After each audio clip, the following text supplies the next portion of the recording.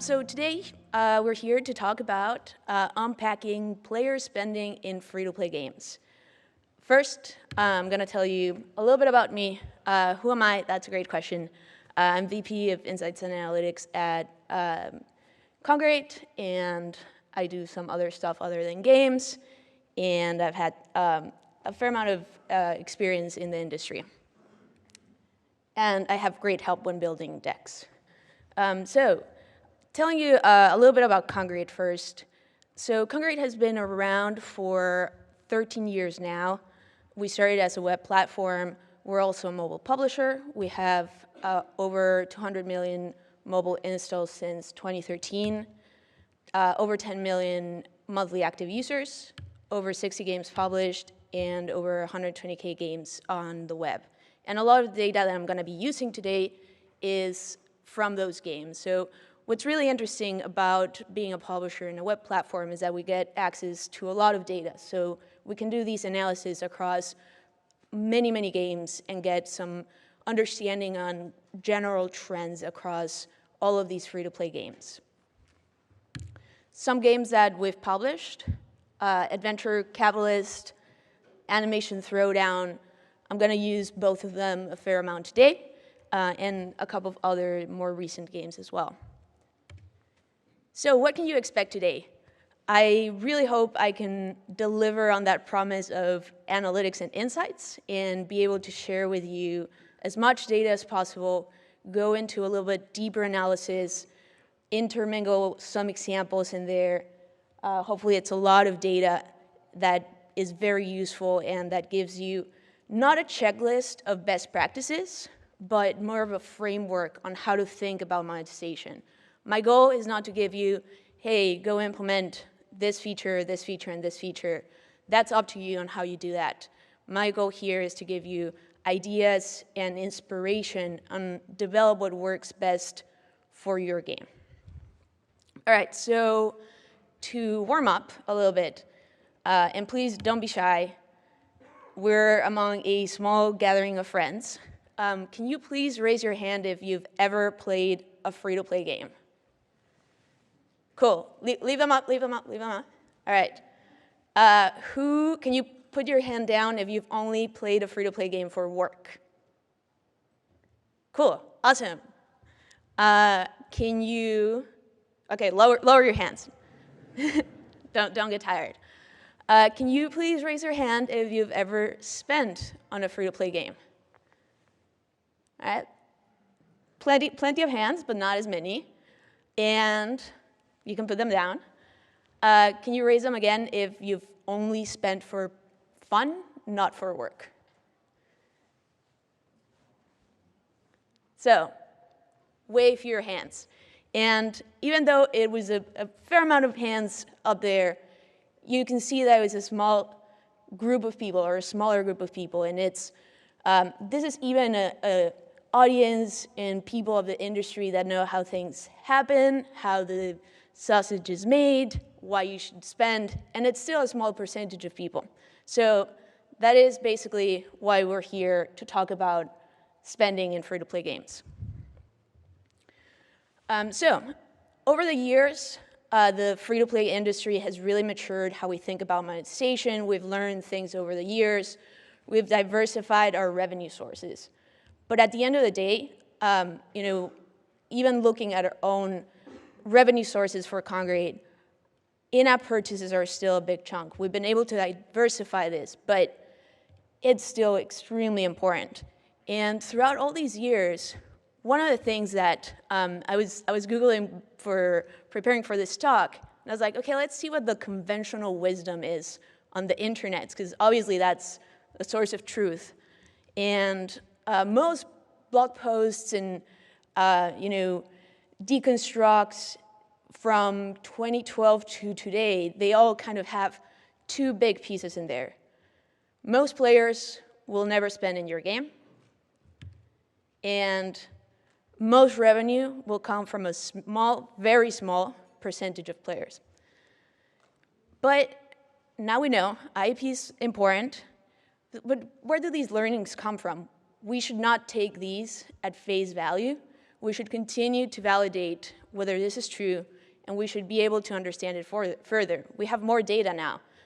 So first, I'm going to start by validating some of these kind of conventional wisdom, pieces of wisdom, and then I'll dive into understanding what's happening with spending patterns and free-to-play spending. So a little bit of a philosophical question. Can anyone that walks into your game can become a spender? And it is a question that's hard to answer, but we can at least look at some data to better understand what the patterns and trends tell us. If we look at percent buyers, we split this across genres of games that we've published at Kongregate, and we looked at how many players have ever spent. And looking at it by genres, we have a few games that are casual and hyper-casual, idle incremental games, mid-core games. So you can see that the ranges are different, but it's still a very narrow band. In fact, most games see kind of a max of 5% of players will ever spend. So it kind of does validate that idea of a very few percentage of players will ever spend on your game. But I wanted to validate this a little bit further. So I'll look back to Kongregate.com. As I said, we have a lot of games up there. So I took the same time frame, 2014 to today, or yesterday, and I took the top 500 games. And it's a little bit of a busy chart, but at the bottom, it's the rank by revenue, and on the y-axis is the percentage of payers. And what we can see here is that most games fall on the 1% to 3% buyer rate. So it validates what we're seeing on mobile games, and across many, many more games, a bigger pool of games. And we see there a little bit, few games going up 5%, 6%, but it's still this narrow band. I will caveat a little bit this. Looking back, kind of 2010, 2011, 2012, Kongregate did get a lot of Asian MMOs uploaded and very popular on the platform. And those games, I excluded them intentionally because they have very different mechanics and they do see very different metrics. And at that point, we are seeing kind of go beyond those ranges, but it is not representative of the majority of recent games that we've seen. So this took us to a next question. Are some players more likely to spend than others? So is there something there that some players have this inclination to, or a higher likelihood to spend? So what we did here is looking at our games in the portfolio, see have they gone from one game to another, have they spent in both games? All right, so taking the total spenders have ever spent on a single Kongregate game on mobile, we saw 40% play 2 or more games.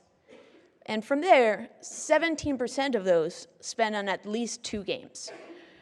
And while this doesn't give us a concrete answer, what it does start hinting at is that these players are not your random player. If we were thinking about that 5% that, you're any player on the street or likelihood of them spending, only 5 of them will ever spend, in this case, it's much higher. So it is starting to tell us something about, there's certain players that are more willing or come in with a different expectation on whether they will spend on a game or not. All right, so to summarize a little bit what we've seen up to this point, our conventional wisdom holds, I would say. Some players are more likely to spend than others, and this is what gives us that narrow band of spenders or percent buyers. And I have a little note there that says, please don't call them whales. This is a call out to a talk from Kongregate CEO Emily Greer, she gave many years ago, and I really, really like it because calling them whales kind of takes this human piece out of the person. We're just like hunting for whales, and they're much more valuable to us than that. They're real people that are passionate about the games that we're building, and we should treat them with that respect. All right, so other than that little side note, the reason we want to talk about spend and monetization is because at the end of the day, free-to-play lives and breeds out of being able to monetize. So successful games, you want to live operate your game for many, many, many years. And the way to grow your game is grow your LTV, grow your ARPU. That is, you want to maximize your player's lifetime value, or some people call it average revenue per user. And yes, but how? Or how can I measure my progress? Or how can I focus my efforts? If lifetime value, I can only measure it at the end of the lifetime, how can I focus into knowing that I'm changing and moving the right metrics and putting the right content into the game that's going to give me that result? So it all starts with the KPI letter soup. And some of us are very used to just throwing acronyms out there. And in fact, what I've encountered is that some companies use them in different ways. So I wanted to kind of just go through them quickly so that you know what I'm talking about. So we start with ARPU, average revenue per user, and I'm going to use that to also kind of reference lifetime value. We have ARPU, average revenue per paying user. So this is only your payers. We have your percent buyers. Some people call them percent buyers, percent payers, percent spenders. ARPDAU, average revenue per daily active user. So this is once you start looking at daily metrics. ARPT, average revenue per transaction. So how big are those transactions? Conversion rate. Some people call it first-time spender. Some people get confused with conversion rate and percent buyers. Percent repeat spenders. So once they spend once, do they spend again?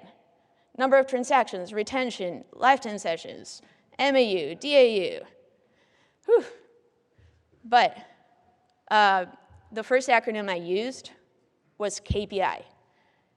And we forget that the first part there, KPI is key performance indicator. So how can I be measuring my key performance indicators if I'm looking at 20 metrics? So the rest of today, I'm going to spend digging into this to hopefully unearth what we can actually think of as our key performance indicators for monetization. And it starts with understanding that not all KPIs or metrics are created equal. Some will give us more insight than others. Some will give us more actionable insights than others. And some are more relevant and more aligned with your goals.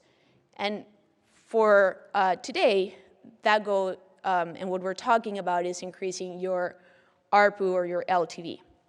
So what we can do to understand this is determine which KPI matters the most. So how can we do that? Back to our goal. We want strong ARPU. What we can do is figure out which KPIs have a strong relationship with ARPU. So in that case, if we move that KPI, we will hopefully be moving our ARPU.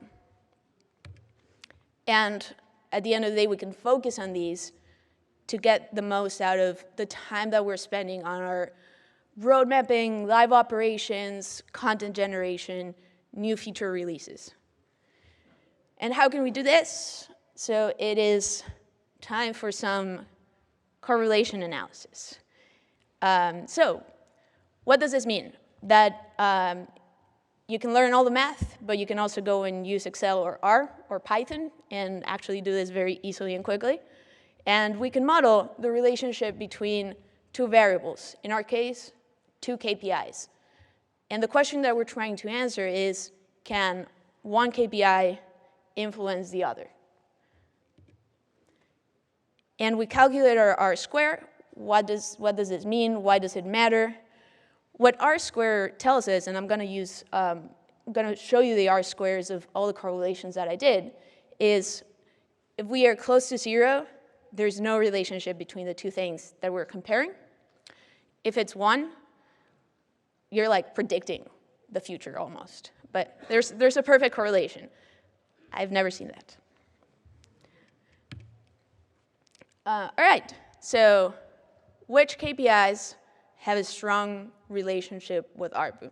And I'll keep coming back to this. And similar to how I showed the percent buyers by genre, I will be showing all of these KPIs and their ranges. And one thing to keep in mind is that it doesn't mean that a game within that genre, because you might be like looking at this and be like, oh, I have an idle game, and it's not that number, it's higher or it's lower. Games can fall outside of these ranges. What I try to do is narrow it to the most frequent behavior. So before we jump into our first correlation, I want to kind of go a little bit about through how to read a bunch of the charts that we're about to look at. So in every chart, the dots signify one game, and the color is the genre. The reason I did this is because for some correlations, we're going to go a little bit deeper and split it by genre, because in some cases, that starts to have an impact. On the x-axis, we're going to have what we call the independent variable, which is basically the thing that we're trying to see if it impacts the other thing. And, sorry, transitions, okay. And on the y-axis, we have our dependent variable. One quick technical note for the math nerds. In this case, monetization variables tend to be curves, which means that a linear regression wouldn't have worked for all of this analysis. So the numbers that you see on the axis, that's why I left them super small, because they don't mean anything. I actually transformed the numbers to take the logarithm values and be able to do a safe linear regression that actually means something. All right, with that out of the way, time for some correlation analysis.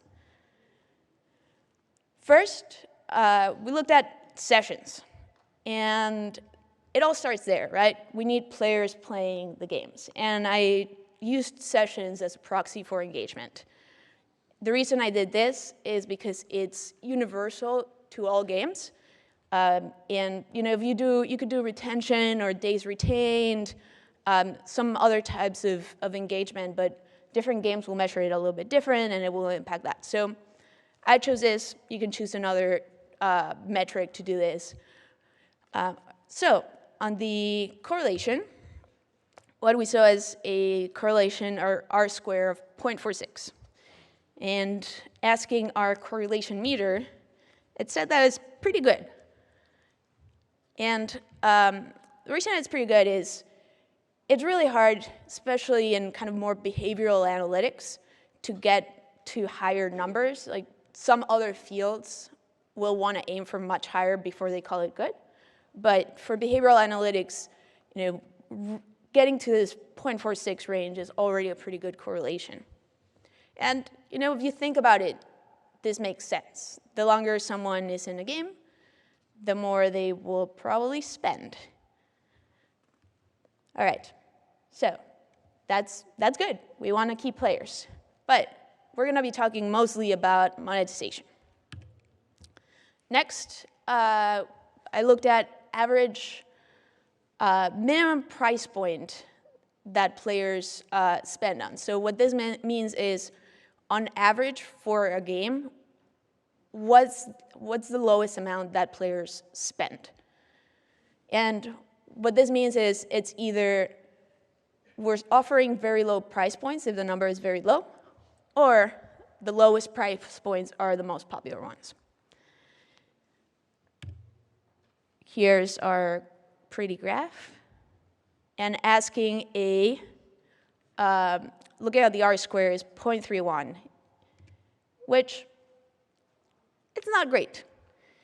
And the reason I wanted to look at this is because I often hear people say, you just need to get a player to spend, even if it's at a low price. Just get them to spend 99 cents, and then you're good. And this actually tells you that that's not the case. Let's go to the flip side, max price points.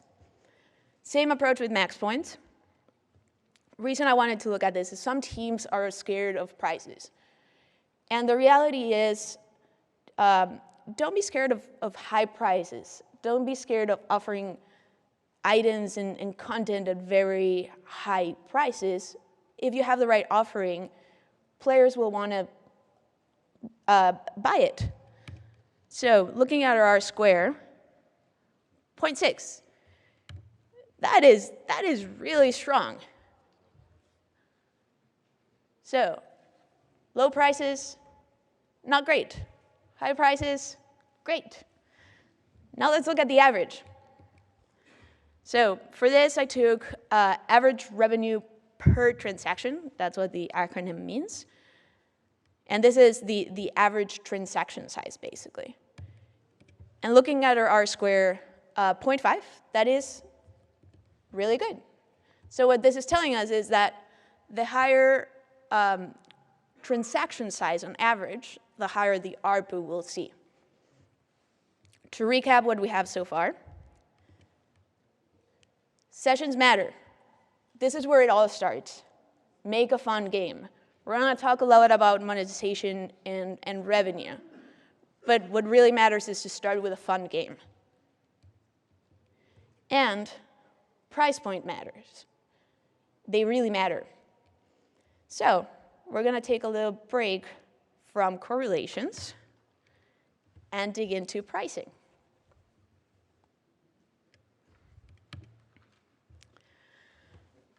All right, wanted to start with a little concept of this is your game. Your game is kind of like a monopoly. It's its own economy. You are the only person offering those goods. So if you are Animation Throwdown, you are the only one selling gems and jiggity what's and golden turds and all sorts of other funky things. And you need to look at your game to determine how to price your game. So, how should you decide your game's pricing? It all starts with elasticity of goods. What does that mean? Well, there's two types of goods. Imagine your gems, Animation Throwdown's gems.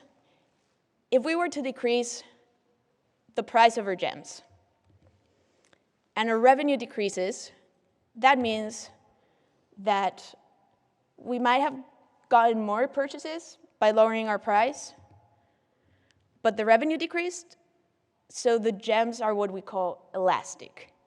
Basically, demand moves with price. Now, if the revenue decreases, sorry, that was revenue increasing. So revenue increases, more purchases, gems are elastic. Revenue decreases, purchases go up slightly. People are excited about this, but not enough to make up for you dropping your price. What that means is that gems are inelastic, and you can think about that way. Is it moving with the price elastically or not? So, which one is gems or virtual goods? And the reason this is important is because it helps us understand how fluid you can be with your pricing. For this, I am taking an example or case study from one of our games, Adventure Capitalist, by a studio up in Canada called Hyper Hippo. And this is from about a little bit less than a year ago. So, about a year ago, the team had a first-time buyer special, priced at $7.99. And they were wondering, what happens if we lower the price? We'll get more people to buy it. What happened? Let's look at the first purchase rate, because this is a first-time buyer bundle. And what happened is that demand just went up like crazy. So way more people were buying this. Even legacy players that had never converted, people that had been playing for a year or longer, had never converted, saw this special and went for it. But did this actually help revenue? For this case, we can look at our ARPDAU and average revenue per daily active user. And I will caveat that games are messy ecosystems, and try to control this information as much as possible to look at just one piece of one segment in the game. Right when the price was lowered, our ARPDAU declined drastically, which means that our revenue declined. So back to our original question. Are virtual goods elastic or inelastic? Well, purchases went up, check. It did not compensate for the price drop, check. Revenue decline, check, unfortunately. So this starts hinting at virtual goods are mostly inelastic. And I know that you're all very worried that revenue declined, so good news. The team identified this quickly. They reacted right away. Oh, what's good with the capitalist world?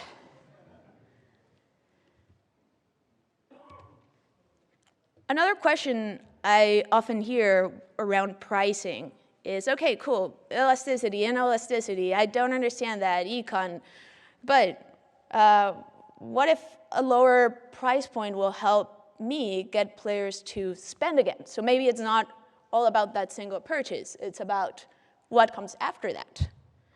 I get them to spend once, they spend again. So for that, I looked at repeat purchase rates. So starting with the overall portfolio, looking at the second purchase rate. And what we see across all our games, so we had seen, I'll show split by genres, but just the average across our whole portfolio, 50%. I'll use that as our baseline. And then we'll compare it against buckets. What these buckets are is the price point of the first purchase. So someone spent, their first purchase was between $1 and $4, they'll fall under that bucket. And we'll see if they have a lower second purchase rate for lower prices. They don't. It's slightly lower. So for that lower price point, we don't see better chances to get a second purchase. When we get to the 5 to 10 price range, it's about the same as the overall portfolio. And higher price points, much higher repeat spend.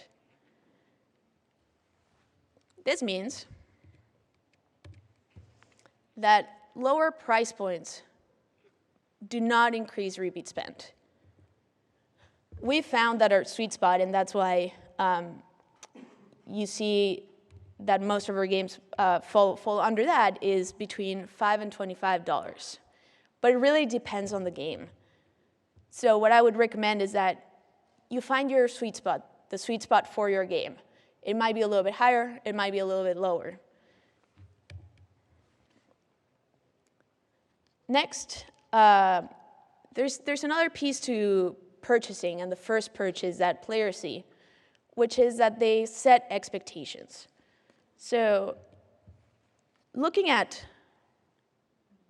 how high or low is the second purchase compared to the first one, what we see is that most players, that first bucket, 48% of them, their second purchase will be at a lower price point than their first purchase.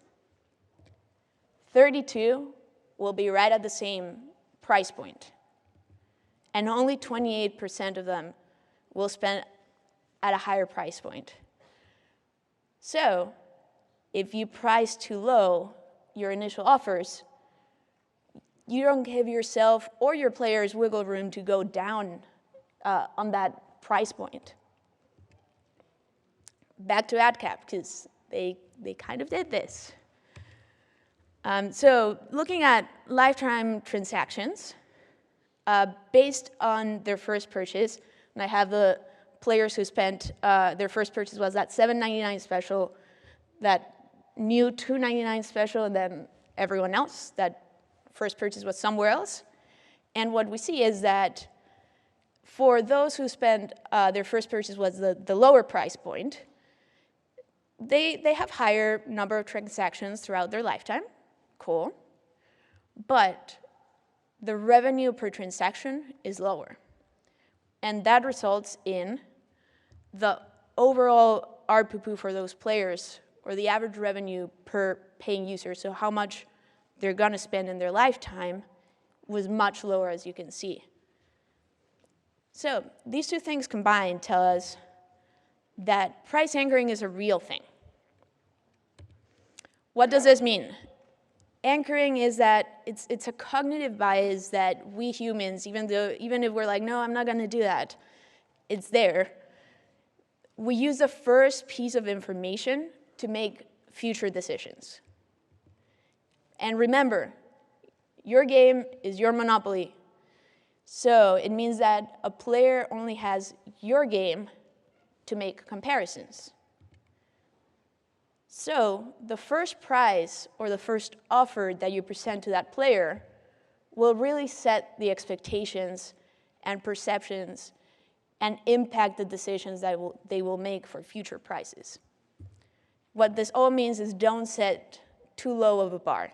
It's not going to help with repeat spending, and it's not going to help with, if they do repeat spend, with what are they going to choose to buy on that second purchase. Cool, Tammy, so should I just increase all the prices in my game? No, it is a careful balance. And the price that you put in front of a player has to be justified by the value that you're offering. So, to summarize our little pricing detour, correlations with ARPU, low price points or minimum transaction size doesn't matter. Having higher matters. Average transaction size matters. Games are mostly inelastic, and watch out for price anchoring. Now, back to our correlations. Our original question was relationships with ARPU. And next up, we're going to look at percent buyers. How many players will ever spend on a game? These are the ranges that we had already talked about. And asking our correlation meter, holy smokes, that's very strong. And that's fairly intuitive, right? The more players I have spending, that's better. But it's also good to see it in the data. And just back to this idea that what I started with is that only a narrow band of buyers will ever spend. That is true, but it is still important to make sure that you're getting those players. And I have one more correlation for you with ARPU, which is average revenue per paying user, or ARPU, my favorite one because it's fun to say. And you can see that in this case, the ranges are pretty different as you go from genre to genre. All right, so let's look at this. 0.69. That is really strong. But the ranges were different for different genres. So I went down and separated this by genre and see how it impacts the correlation between your ARPU and your ARPU. Mid-core games, that is very, very high. What does that mean? High investment per payer really matters for these mid-core games, and it is fairly intuitive, right? It's games where players come with the expectation that they're going to go very, very deep, both in gameplay and spending. For idle games, it's actually still really strong, and I wanted to have this because there's this misconception that, more casual games, it doesn't matter as much. It does. Having strong, encouraging this strong investment per payer is really important. And for casual games, not as high, still decent, but it also makes sense. You have a wider audience, and it relies on kind of different monetization mechanics. So, to summarize, ARPU, or investment per payer, also matters, and it varies by genre. So we already saw that percent buyers and ARPU are really, really important. So I decided to go in and say, ask the question, which KPIs have strong correlation to these two KPIs that really matter? And starting with sessions, sessions and percent buyers, very strong. It makes sense. Again, the more time a player spends in a game, the likelier they are to invest in the game. Next up, repeat spending and ARPU. And in this case, what it means is that enabling steady investment from players who want to spend will give you a high investment from those players. So you want to get them to that second purchase. You want to get them to that third purchase, that fourth purchase. You want to really get them going through that funnel. And splitting that by genre, a lot of people forget to track this second purchase rate, and it's very, very important. You already captured the people that were willing to spend, but you want to make sure that they're satisfied with their purchase. And how can you measure that? A very good way to measure that is, do they spend again? So keep percent repeat spending in mind when you're monitoring your KPIs. A quick example, and I'm going to go super quick through this because I think I'm running out of time. I wanted to use Animation Throwdown as an example here because we see that they really have best-in-class repeat spend. And this is by a studio up in Chicago called Synapse Games. A little bit of history about Synapse is they have 3 CCGs, or card collecting games, in the market already, and they've iterated taking what's working from those games to the next one and improving what isn't. In 2013, they released a sci-fi one called Tyrant Unleashed. The next iteration in 2015 was trying to reach a broader audience, kind of a fantasy theme, Spellstone. And in 2016, we released Animation Throwdown with all 5 IPs and a lot of very fun ride in getting that ready to launch. So looking at their second purchase rate, so I'm just highlighting, this is the purchase funnel, but I'm just highlighting the second purchase. Tyrant Unleashed had incredible repeat purchase rates. So from all the players that spent, 75% of them spent at least another time. That is huge. And it kind of makes sense. It was a very niche, hardcore game. So next iteration, Spellstone, we saw a little bit of a drop, but still very, very strong. 67% for Spellstone with a more approachable theme, but still very strong monetization metrics. And Animation Throwdown, 62%, it's still really strong. More than half of the players who spend once will spend 2 times. And we were able to reach a bigger audience even though the metrics took a small hit. So it was kind of this balance between reach and strong monetization.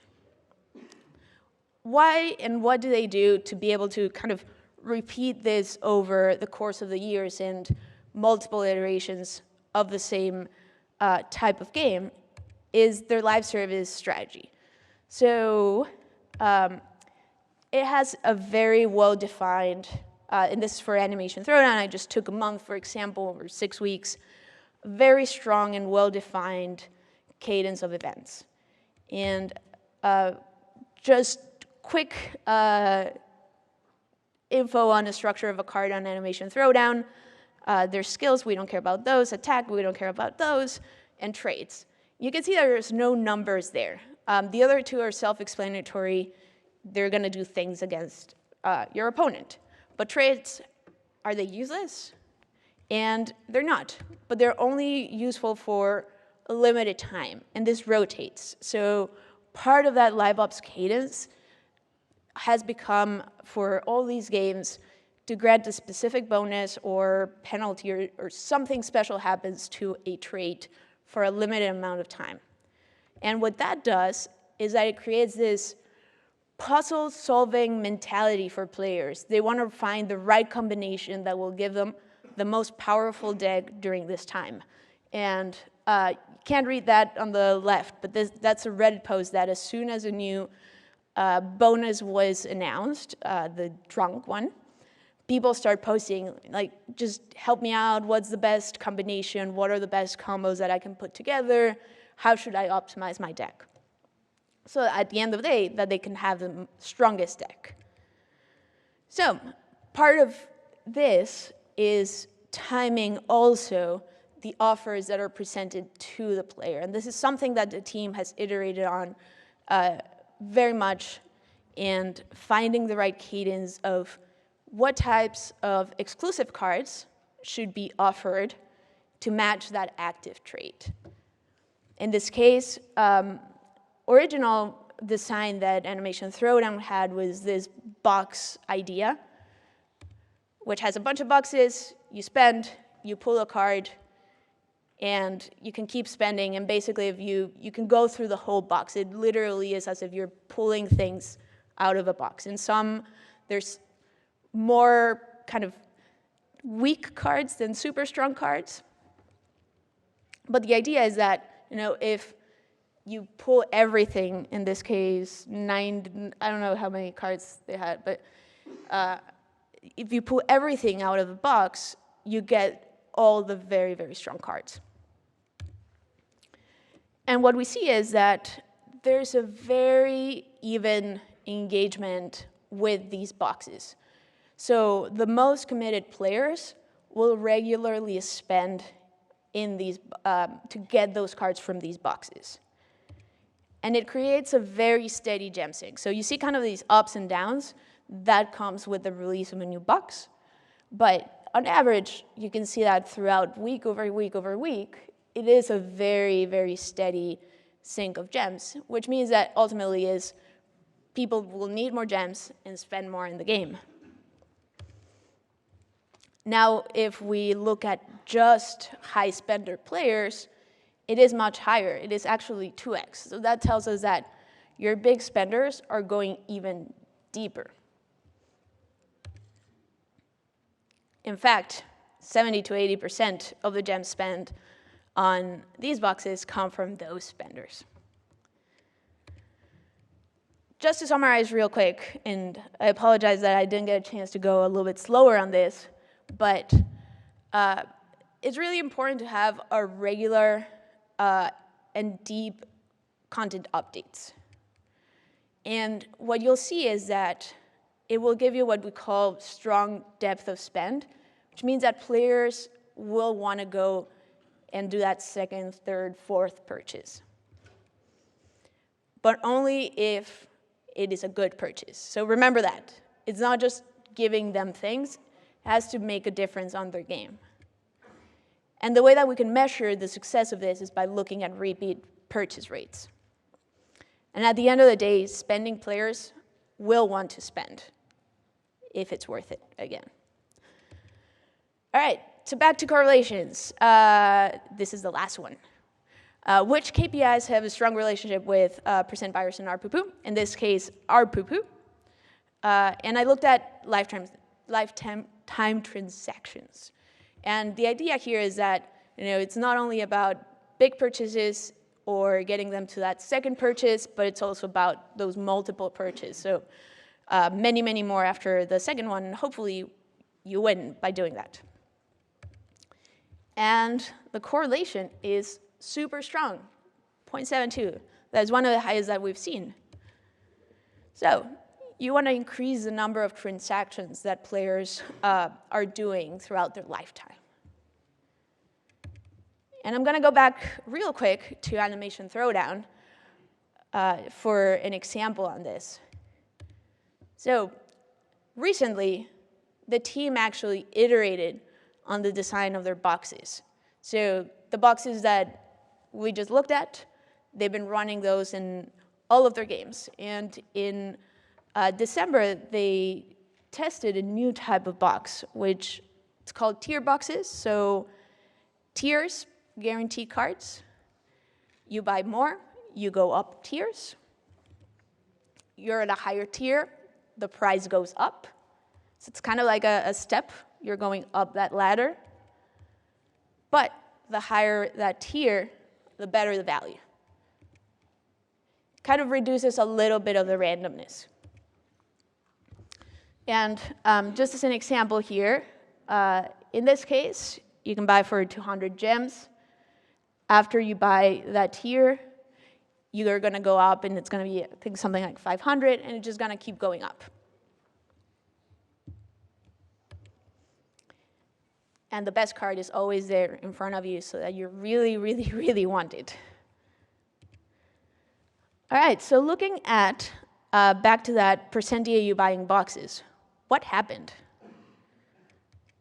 Well, on green, we have our regular boxes that we had looked at. And in orange, we have tier boxes. During the testing period, and even as we added it into our regular cadence, it increased tremendously.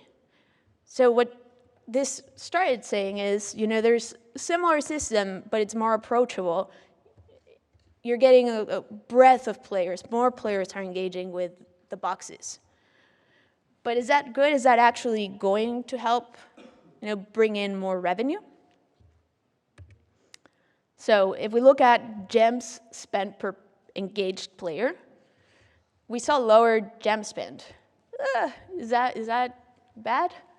Well, it's a balance, right? We had talked about this.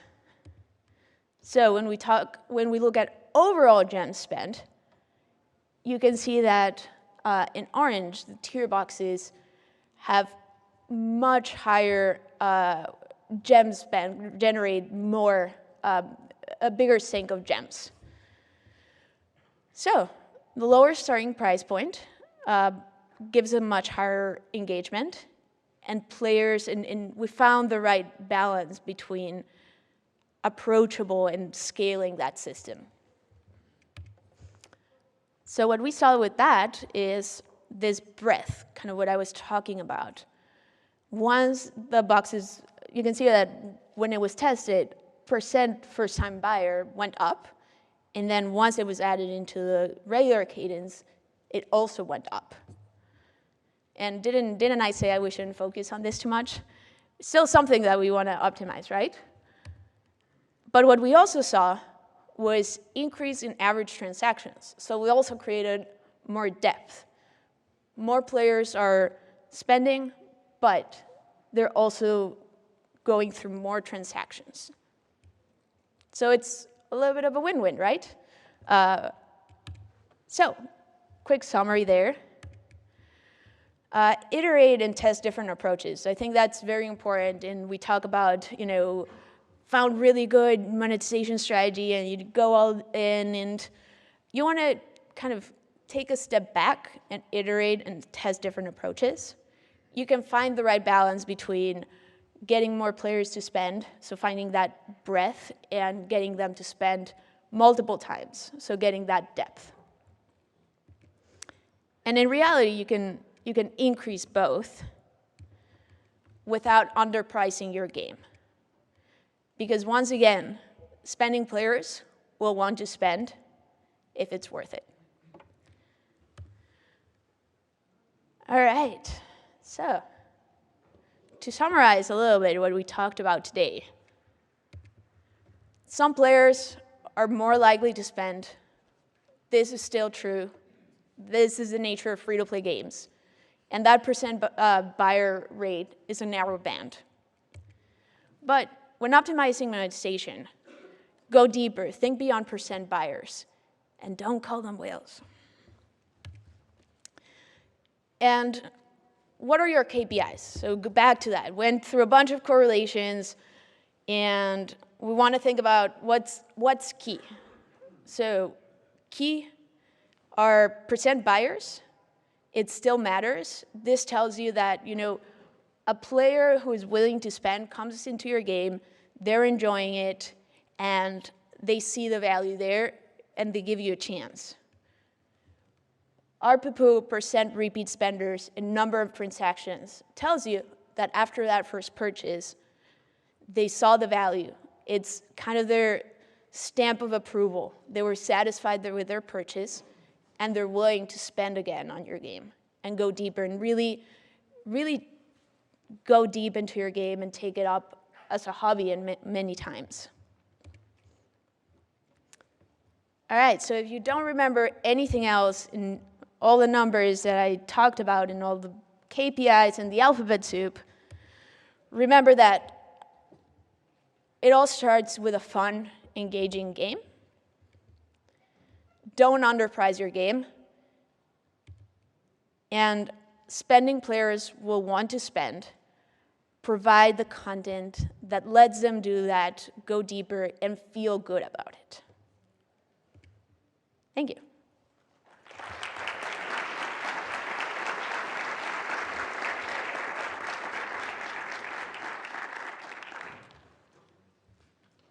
And I think we have 5 minutes for questions. Hello, thank you very much for an awesome lecture. I just had probably one question.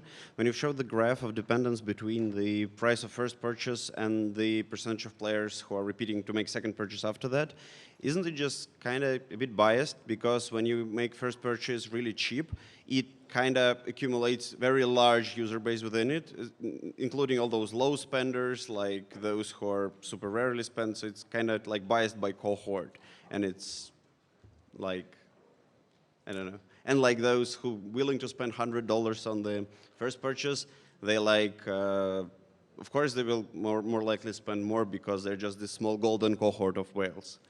It is, and so sorry. The question was, if when you look at the second purchase rate, isn't it the buckets are a little bit biased? And the answer it is, but part of that is because it's not going to help you to get those kind of what you were saying, the low spending players that are only going to spend $1. You're undervaluing your game because they're not going to repeat spend again. So part of it is, in many ways, don't even providing those offers. Okay, thanks.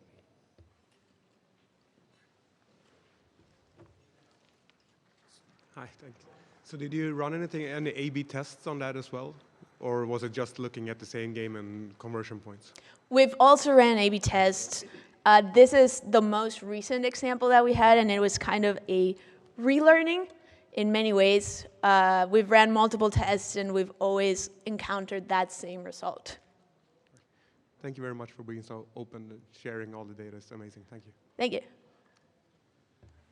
You mentioned there were key performance indicators, and you gave us a whole bunch of alphabet soup. I had a question for you around DAO and ARPDAO. Because you mentioned it at the beginning, but then it never showed up in any of the other analyses. Is this something that's more of a red herring? Is this something that we shouldn't be chasing when we're measuring performance? Or is that just sort of your dependent variable at this point? So ARPDAO, I have strong feelings about ARPDAO. And the question was that I showed the alphabet soup, and then I had ARPDAO and DAO in there, and then almost never talked about it again. And so ARPDAO is I have strong feelings about it because it's a really bad metric, because you're looking at your revenue and your users on a daily basis.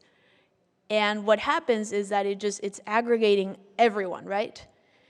But in your game, you have players that have been playing for 1 day, that just installed, and players who have been playing for 100 days, or hopefully 2 years. And their behavior is going to be very different. So by aggregating all of them, you are effectively not getting a lot of insight. It's much more a vanity metric.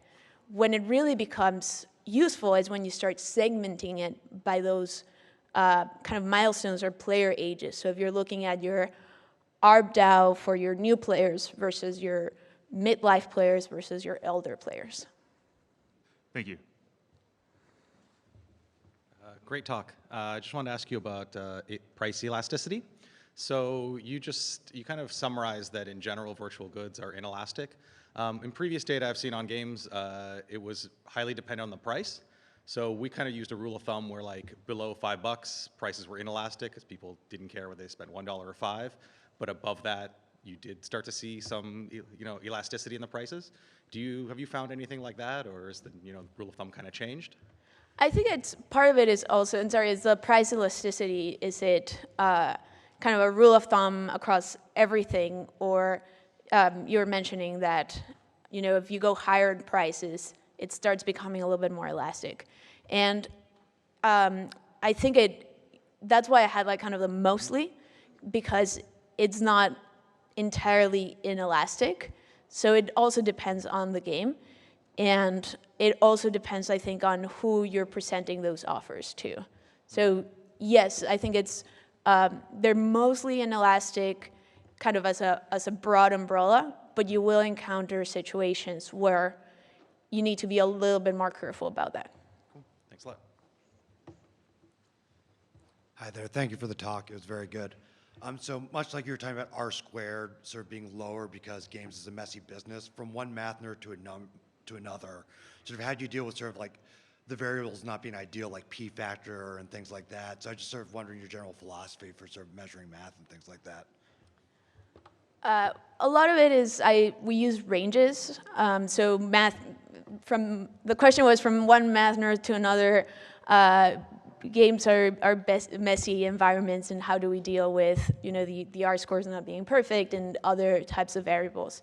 And a lot of it, we have the luxury of having a portfolio of games, so that also helps us in having ranges. So it's kind of a little bit of a cheat in that way, because we can look at these behaviors and these analysis across multiple games and kind of determine when a range is good versus a range is bad. Thank you. All right. Thank you, everyone.